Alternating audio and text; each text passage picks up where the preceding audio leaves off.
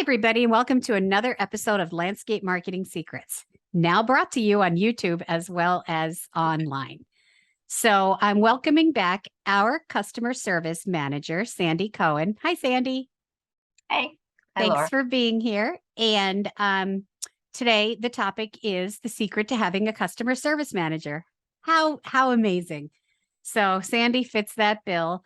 And we're just going to talk a little bit about the position you have, Sandy, I'm going to take my glasses off. There we go. I was getting a feedback from my light. Talk a little bit about your position, how it evolved, and what you do for us. Sound good? Right. So Sandy, how long have you been with us?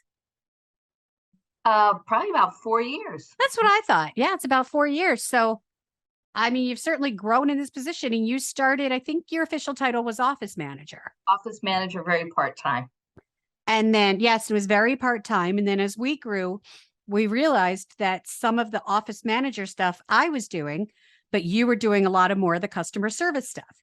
So this year, when we revamped the job descriptions, we decided to revamp yours as well. And we turned you into the customer service manager. So what would you say to start? What would you say the difference is between that and being an office manager? Because I know what I think. I think the biggest, I still have all those roles, but I think it's more customer, it's more sales oriented. I'm actually doing more with the construction as well. Right. And I think, so for us, like you said, it came down to, I still do payroll, although you give me the hours, but I still do the financial stuff. And I think that's important for any company, no matter what size you need, I trust you 100% and you have access to our QuickBooks, as you know, Right. But never give up full control of your financials to anyone. It's just not good business, no matter what size you are. So but what you are better at than me is customer service. Being nice. We admit it, being nice to people. You got to find your strength, and that just, I'm very business oriented, and I get annoyed when people get in my way. And last year, when you were out on sick leave for a while, I was, anyone that I was going to talk to, I was just going to fire. And that's why we brought Amy in, because we're like, Laura cannot, well, screw them, forget it. Forget it. And if it was up to me, we'd have hardly any customers because I'd fire them all. So that's where Sandy comes in place. So I think that's the first step, is kind of knowing what you're good at and what you're not good at. Yeah. So my skills are marketing, running a business, managing, but my skill is not customer service, and either is Matt's, my husband, because Matt, he calls every pond what? A piece of shit. Give me some TNT. What do you want with this pond? It's a POS. Get some TNT. That's Matt's answer to everything. It's a POS. Okay. So Sandy is our, what's the word? Kindness manager. Good. I like that. I'm going to put that on a shirt. Kindness manager. Kindness manager. Because she manages, sorry, I have itchies because I was playing with my kitten. He fell asleep in my arms, and now I have cat fur all over my face. Anyway, and it's allergy season anyway. So Sandy really helps secure that relationship. So not just are you doing sales, but you're creating relationships with people. And I'd say, would you say that's one of the most important parts of your job? Absolutely. It's people are calling with a problem, a need, or they just want to be heard. And I have the time to sit and do that. Where you're doing patience. And the patience. You have other things you're doing. Matt needs to focus elsewhere. So if I can get those calls out of Matt's ear and address them, it saves us time, and it's a win-win. And then, you and I both know we get a lot of work because we answer the phone, or we have an answering service who sends the messages directly to you and I, and you get back to people so quickly that we don't lose work. And I think that's really important, because we've seen a lot of work we've been given by people around here because other companies don't respond. Yeah, I think that's and important. I think one of the ways that companies save money is by not, having someone like you on board. And that's not a money savings at all. You're actually, you can't look at it as what we're paying you by, because your work is not billable. So it goes under overhead, but it's really, really, really important, because without someone like you, we wouldn't have a lot of our business. And I think, like you said, one of the main things we changed this year, do you think it's important and good that we made a really steady job description for you? I think so. I think that way we can all understand along with the other team members who's doing what. And if there's a doubt, we can always ask, but it's really understanding. I just made a list of what I have to do on my Friday to do. Yeah. You have stuff to do? Who knew? I do too. We just switched insurance carriers.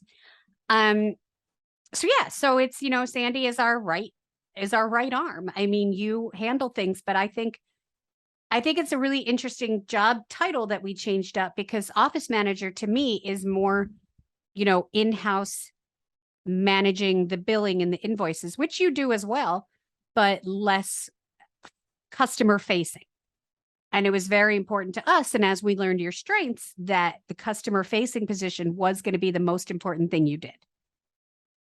Yeah. And I think one thing that you say that, and we've been teaching Tyler our new, and I think at first you and Tyler were both like, is there enough for both of us? There's more than enough for both of you to do.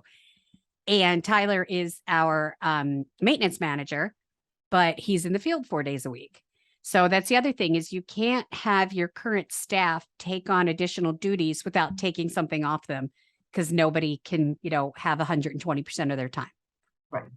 So if I say to you, add this, this, and this, you're going, well, wait, either my hours are going to go up, or what should I not do? And that's something I had to, talk with Tyler about last week, is helping him figure out what the most important parts of his job are. What are the parts he has to get done, and what are the parts that can wait, and what are the parts you can do? So it's constantly evolving. But I think one thing I want you to talk about is, what do you say you do best with customers? You listen to their problems. I listen and I calm. It's listen and calm. And don't we all just want to be heard? It's such a basic human need. How many people that reach out to you are upset about something? It's future clients usually not upset the first time they call. Sometimes they are because of it. They have an emergency problem, and I just say, we don't do emergency. I can say a very nice way of, we're small business. I can't, put you to the front of the line in front of other people. Yeah. But sometimes I can give them a temporary fix, or hey, try this, some troubleshooting. We just had a guy where he had a problem. It was smelly, and there was dead stuff in his pond. Yeah. And so I was able to talk to him a bit. I got some ideas from Matt. I gave it to him. And when I called him, because we can't get there soon enough, but now he's like, well, when you come by just to look, I have a new pond I want to build over there in the yard. Nice. So I just said, we don't do emergency goodbye, but just taking the time and listening and creating that relationship. And I think that's really, it's customer relationship manager. You're really the one who is the line between us and the customers, because you're right. We have 30 things going on. Our maintenance manager doesn't have time. Matt's everywhere. And if we didn't have an answer for people, if we didn't have you, we would have just said, we don't do that. And I know you also get people that are very upset, and and that freaks out some of us, and Matt gets mad with it, and Tyler gets hurt with it. And you're the one that's saying people just want to be heard. They do. And it's just listening and acknowledging. And if you say you're going to follow up, even if the answer you have is, and I'll be honest, I say, you're not going to like me very much, but this is the answer I have. So at least I'm being honest. I'm saying with a little bit of humor, but at least we got back to them, because so many people, no one gets back to them. And that's their biggest frustration. As homeowners, we get that. Yeah. And you and I talk a lot about, we love to dissect what people at our houses do. Right.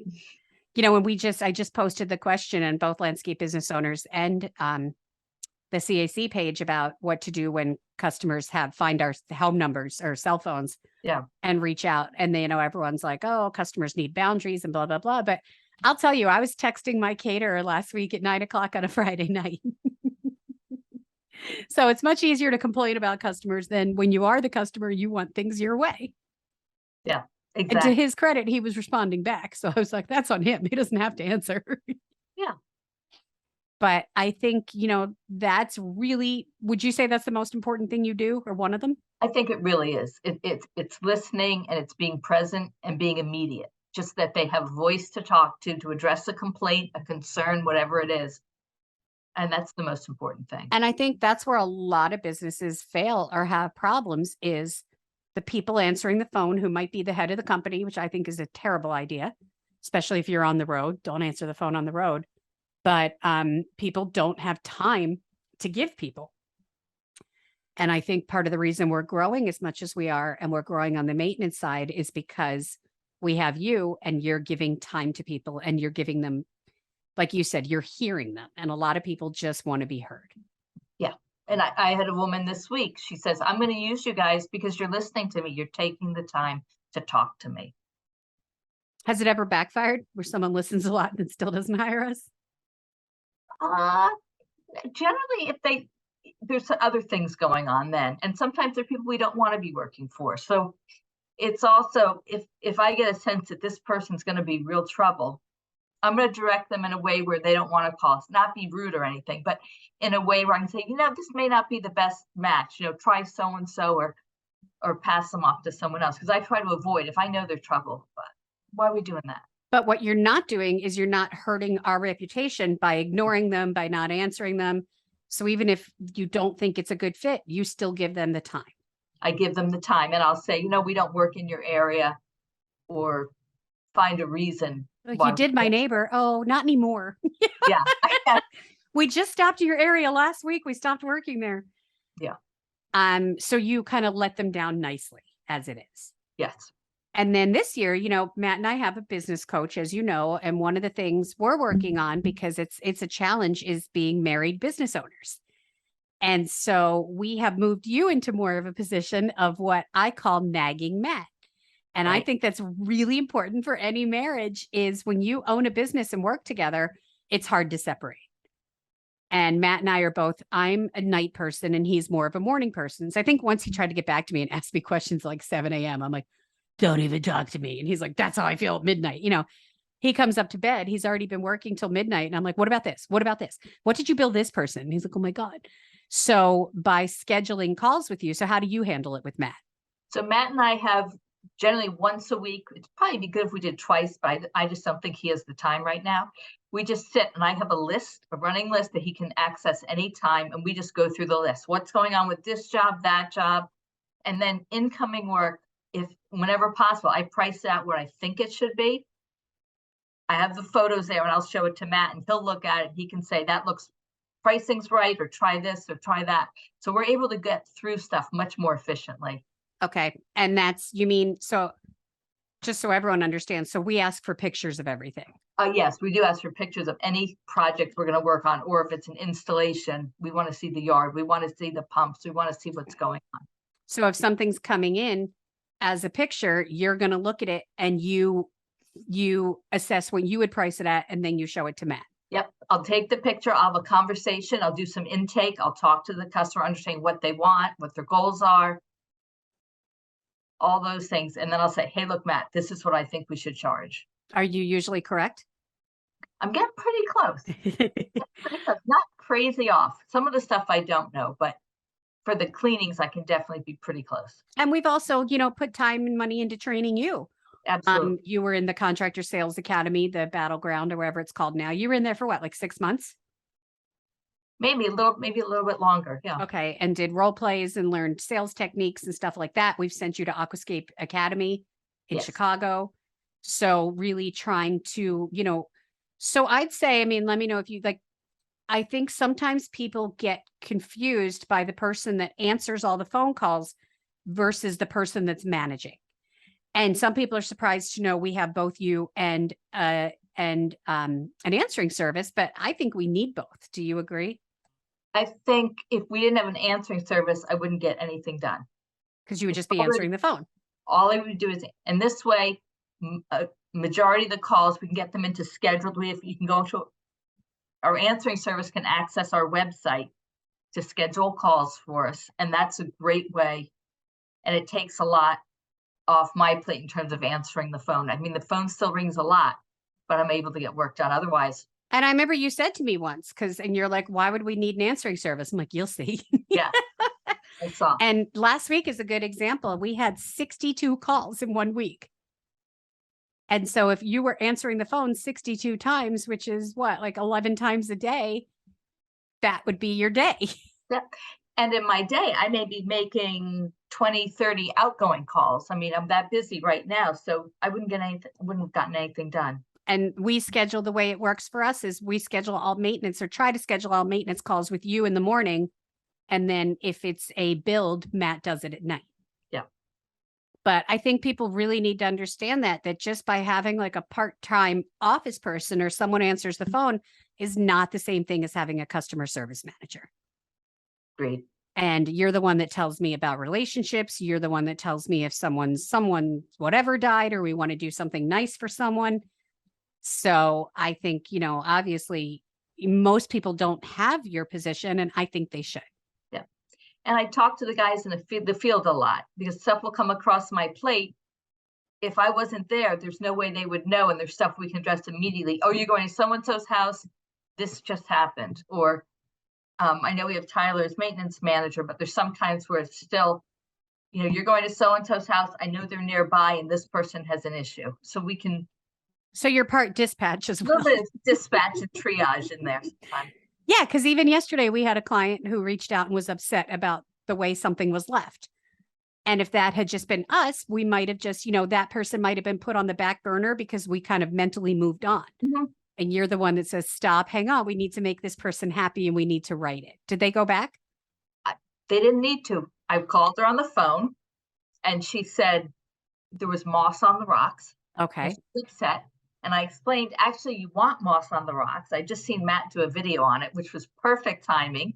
And I was able to quote some of his stuff. I said, that's actually a good thing. She was like, oh, okay. And so again, she just needed to be heard. And they didn't say goodbye to her. And that she wanted to so we know next time you have to say goodbye. But she was heard and she was happy. And then she was worried about paying us. So there you go. Yeah. Yeah. So that's the other thing Sandy does, which is why you pay for your position yourself, because you keep track. And, I know a lot of small companies that it freaks me out. Like they have no idea like what's supposed to be coming in. And it's, and if it were just me and Matt, when it was just Matt, he didn't have an idea of what money was coming in, because you can't be 20 places at once. So, you and I have been working very hard in the past 2 years on systems. Yep. And our systems for when someone calls and when someone reaches out. And then you and I talk every Monday and we go through the billing and we look at who's been done, who owes money. And I mean, I think you'll agree that a lot less people owe us money than ever have. Oh, it's so much better. I think I know exactly who owes us. And I can say anybody out more than a week, I would say maybe one. Wow. Because we stay in, and we also get credit cards in advance and permission to charge them. Yep. So let me ask you this. If someone was looking for you, and they can't have you, but if someone was looking for someone of your position, where would you recommend? I mean, you know how you and I met. So where would you recommend they look? Oh, that's a good question. And we'll tell people you and I met at our synagogue. My God, 20 years ago? Yep. Our girls were in mommy and me classes together. I called it Bubby and me because my mom did it. Yeah. So you met my mom before you met me. I think there are a lot of talented people out there that are looking for part-time work. And I think having the flexibility of working from my home or taking care of other issues, having that flexibility, there's a lot of people and that's gold for them. I would go someone with a little bit of life experience and the social skills and the that understand how to get things done, that have had to advocate for themselves, that aren't going to get upset if somebody yells at them over the phone. Right. Not get a little upset. So we're not saying that 20-year-olds aren't good, but your life experience, gives you a broader knowledge of conversation to have with older customers that aren't 20 that are upset. And knowing how to get things done. Right. You have your own house, you know how it is to handle the contractor, how you want to be treated both as a homeowner and as a contractor. So I do tell people, I mean, if people ask how to get people, my first office manager, who then I called assistant because I didn't, at that time I found her through the PTO, our parent teacher organization. So I think personal connections are good because I have a level of trust with you that I may not have with someone I don't know. True. And then, I think we kept saying, wasn't it? We kept saying, we're like, we really wish we had someone like Sandy. And then I'm like, we should just call Sandy. And Right. yeah, it was like 4.5 years ago. And I still remember I was in the car, I was coming back from the dentist. I'm like, I'm just going to call her and see. And the timing was right. Yeah. So you're right. It could be people who's like, in your instance, your daughter was in high school and now is off in college, which gives you more time and more flexibility. And, you want it to work. Exactly. So I think religious places are great places to look. I'm sure there's not many Jewish landscapers or pond builders besides us, but go to your church. I think anywhere where you have that level of trust with people and someone is committed to something will then carry over into the work they do for you. Yeah. It could be someone at the gym. Yep. And yeah. I mean, look at one of our best employee ever was my trainer. So, and then I used to take all my friends to work for me for Cabot, and like half of them are coming to Max's bar mitzvah next week. So you build connections with people. I think look at your community. So I'm going to ask you now, what's the best thing about working for us or working in your position? Good question. The best thing of working for you guys is I think the company has a dynamic.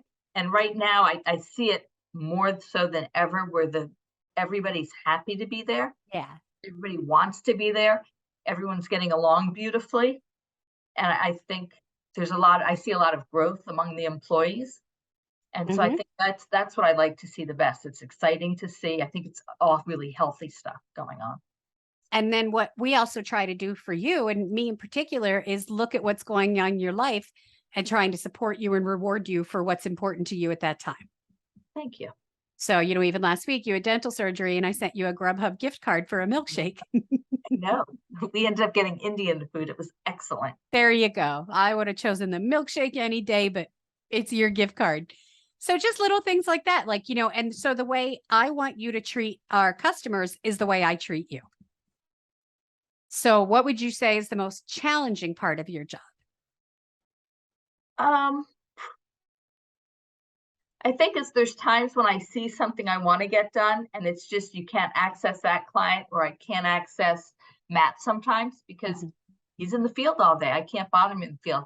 And so I think that's a bit of a challenge, but I think we have the tools in place to make that happen. But I think that's the biggest challenge.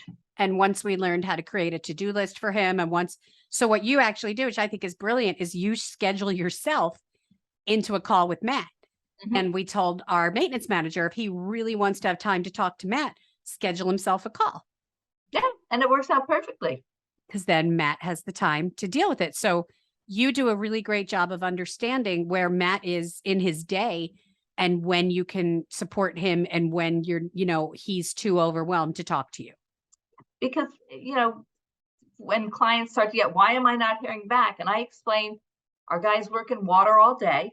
Right. They can't have their phones with them. And I joke, we've had too many phones fall into ponds. Lightens the mood and they get it. They understand that these aren't folks that are sitting at a desk waiting for their phone. And just understand. So really, it seems like the majority of what you do or what your huge strength is understanding people and communicating with them. Exactly. Hence your title.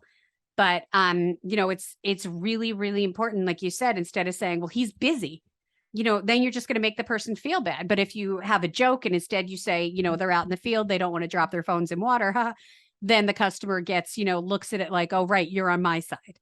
Yeah. And I think that's really important. So, I think everyone needs an answering service and everyone needs your position, especially anyone that's trying to grow their business. And if they don't pay their people well, they're not going to stay. And so we put effort into making sure our employees, including you, are treated well. We all went to the Phillies game this weekend. Yes. Our whole company is coming to our son's bar mitzvah next week. So, we pride ourselves in being a family business. And part of that is having you as the kind aunt. There we go. Auntie Sandy. Auntie Sandy will save the day and make everything better. I'll bring donuts to everybody. And you're the one that brings, the cakes for staff parties. You're the one that tells me when it's someone's birthday. You tell me when someone moves. So, you really help connect everyone and make us feel like a family. So kudos to you. Thanks, Sandy. I tell you all the time, we appreciate you, but Yeah. you know, we really do. But I'm enjoying where I am. It's just fun. It's a different, something different every day for sure. So like you said, even if you're someone, you know, it's great for someone that isn't working full time or doesn't necessarily want a 9 to 5 office job.